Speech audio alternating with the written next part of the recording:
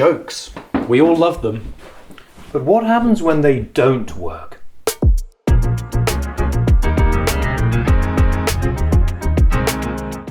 I'm Charlie Bowers. And I'm Walter Jack. Watch us now as we work with one lucky comedian. Transforming subpar material into comedy gold. Welcome to the Joke Clinic. So, I wonder what Dani Johns, should we call her Dani Johns? Yes.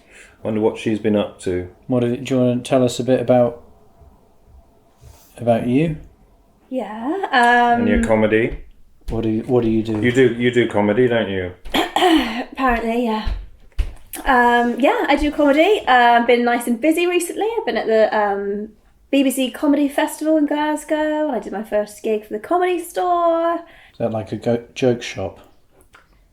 Comedy store? Comedy store, I think it is. Yeah. So yeah, it's brilliant actually. I got one of those a little kit. Did you? Where you can make your own balloon animals. Absolutely brilliant. So much fun, honestly. Do you remember those little chewing gums that you'd pull them out and they'd snap your finger? They were good. Remember them? Yes, I do remember those. Yes. That's good. So you did they have some of those at the Comedy Store? No. No, but you brought back some nice little stuff. Did you? Some little gifts. Well, when you said that, I thought you were joking, so I just went along with it. It's not actually a shop. It's a fairly well-known chain of comedy clubs. Yes, a chain of comedy shops. Really, you call them shops more than the clubs. But anyway, we're splitting hairs now. Terminology, isn't it? But we'll get into all of that, I'm sure. Okay, good. Well, it's good to sort of do the background reading, isn't it? Pick up some props. Bit of fancy dress, maybe. Or like a clown nose. Mm-hmm. Why not? Yeah. Some shoes. Shoes. Mm-hmm. Big ones. No, just some shoes. Yeah. Some shoes. Because you're going to be on the stage barefoot and you're... Well, I do normally wear shoes You're walking on stage, on eggshells then, Good. really. That's a good start. New. I mean, I can't let you take that as you've given me that, because I think most people just do wear shoes. Will you be surprised, Dani? You'd be surprised. So it's about this. You have nights out in Bristol, and they're really funny. I'm looking because forward to this the one. bouncers look like Vin Diesel, but they sound like Vicky Pollard. And then in a very Bristolian accent, I go that they are 6'5", giving it the big one, and then they open their gob and go, "Here, mate, you can't come in with them daps on." Right. Yeah. I mean, it doesn't sound as good when you say it like flatly into this. Whatever this vibe is. Well, there's a problem here. We're going to have to edit this out probably, because Vicky Pollard, a character in Little Britain, which unfortunately you can't say that anymore. We can't be talking about that, so I'm going to have to edit that out. But we can salvage this. Maybe you could replace Vicky Pollard. You make such a fuss about the editing, like I'm going to have to edit that out. It's not that big a deal, Charlie. Don't you need to put that? Well, you're not doing on it, Dani. so you're not doing it. So. Oh, I don't give a shit. Don't worry. Am I allowed to swear, by the way? Because I just said shit. Again, I can edit it out, but. What if I say fuck? Yeah, I'll bleep it. What if I say fuck? I'll bleep it. I'll just. Fuck. I wonder if I can make a little tune out of it. Fuck.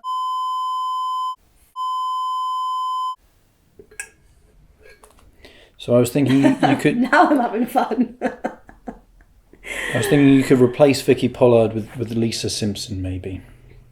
That is a great idea. Thank you so much. Thank you. Honestly, I feel like you've just wow. And then not only am I saving our channel, but I'm saving you as an act. I think I'll But stop is there you. a copyright issue with Lisa? No. I don't think they're very litigious, the Americans. So I think you'll be all right there. If I'm honest, I prefer it with Vicky Pollard. You prefer it as it was. Yeah. I think the Americans get enough, don't they? They get enough airtime. Okay, we'll keep it like that then. That's fine. Get cancelled. Doesn't matter. Well, which one do you like? Are you going to change it, or are you going to keep it the same? I'm going to keep it the same. Good call. Alright, okay. Well, why don't you two do the next one together then? But you know, I'm glad you like that, Walter, because you know Vin Diesel. You like your bad boys, don't you? He's a bit like Danny Dyer. He doesn't know who Vin Diesel is. Do you? Do your next joke, Danny, please. Charlie's just going to have a little bit of time out just to collect himself, I think. The Euros. The Euros are coming up.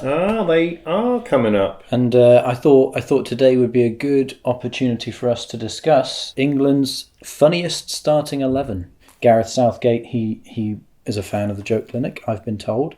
And so I thought it might be an opportunity for us to exert some influence over his squad and his pickings for the starting 11. Who do you think should be in that funniest 11? Well, I think Gareth. I think he's in already, isn't he? Gareth Southgate. So he's the manager. So he won't be in the 11. No, of course he's not in the 11. No. I think. I'm struggling to think of the names now. Honestly, what you? I was thinking maybe Cole Palmer. He seems like a bit of a jokester. Oh yeah, I'd have him in the 10. Yep, and he's good on the ball and off the ball as well, isn't he? Yes, absolutely. Great movement in around the box. Yeah. Although being good off the ball, I think it's isn't that a little bit There's no point being good off the ball, is there? If you haven't got the ball, just forget it. Get the ball and then think about it. No, there's no point being any good off the ball. Creating space for your teammates, that's a good thing, and drawing defenders away, you can do that off the ball. And it's not that funny though. That's the main problem. Anyone else who you think might be good for the funniest 11? No. Just Cole Palmer. Well, no, he's not going to manage on his own, is he? He's going to need a sidekick. He's going to need 10, I would say. 10 minimum. Yeah. And maximum. So they're very strict on that, aren't they? Yeah. Do you think unnecessarily strict about that number? It's always got to be 11. Every game it's 11. Yeah.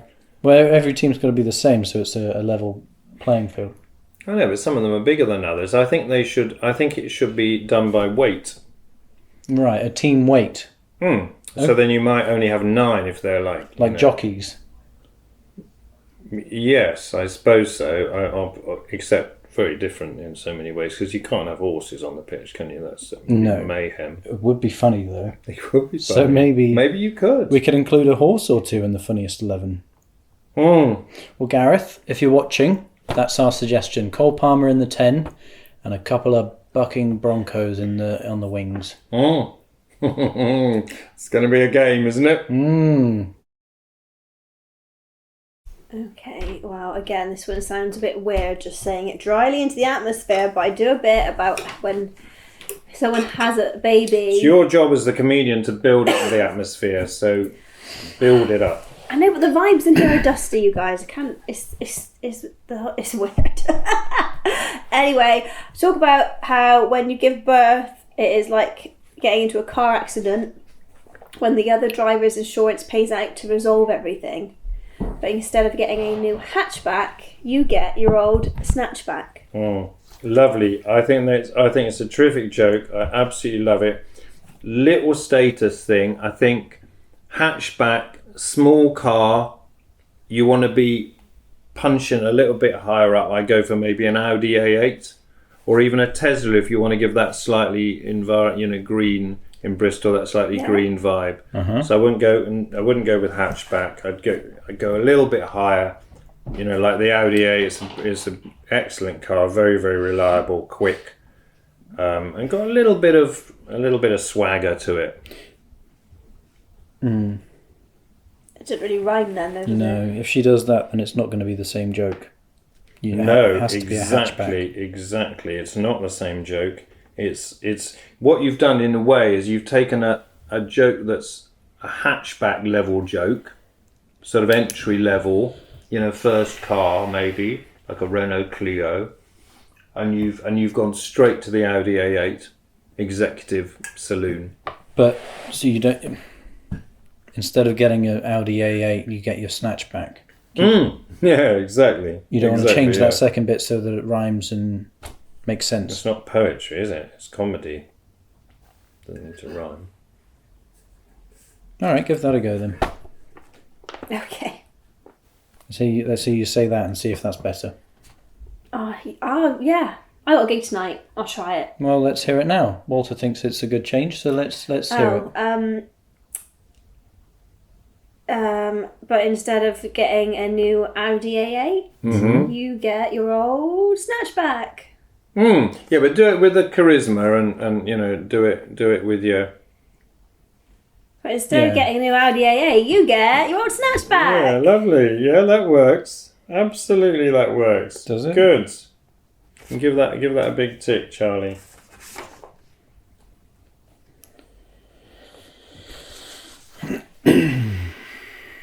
You guys have got some real sexual tension going on. Do you know that?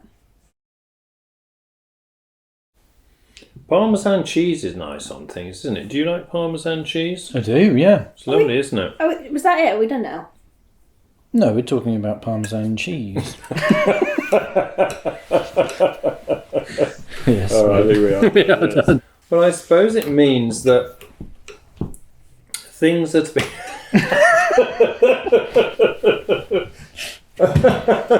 I don't know, actually. You got nothing on that. I've got nothing on that, as they say.